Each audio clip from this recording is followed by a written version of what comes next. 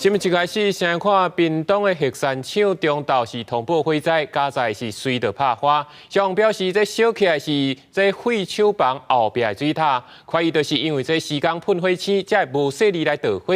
台电嘛表示讲，这导火是停用的设备，未影响到发电，嘛无辐射泄漏的问题，请民众放心。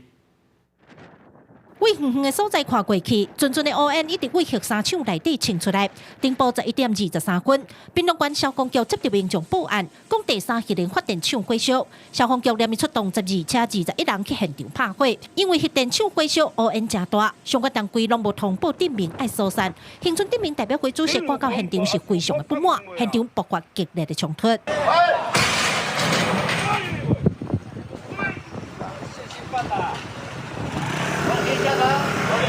麻烦下车，麻烦下车，麻烦下车，麻烦下车，麻烦下车，麻烦请你下车，麻烦请你下车。 现场真紧张，加在火伫11:50就拍花，无人受伤。原来现场是施工人员伫废弃的厂房外面伫挂铁啊，疑似火车无细致去碰到边的废球，地势水塔就会烧起来。虽然火真紧就拍花，不过第一时间拢无人出来说明状况。电厂人员佮代表会主席甲媒体拢挡伫电厂门口。问你一句话就好啦。主席，那个有没有通报？参访规定哦，我可以。你有通报未啦？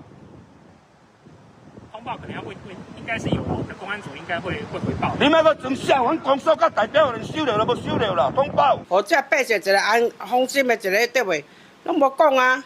所以他就拉惨的。系啊，小过是非常的落惨，是小可落惨尔。台电表示，火烧的是空压机厂房南边的水塔，离2号发电机大约也有50公尺远，因此未影响到发电机组的安全，嘛无辐射外泄的问题，请民众放心。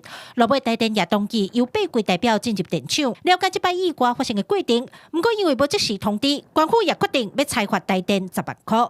记者柯家族柯朝阳屏东采访报道。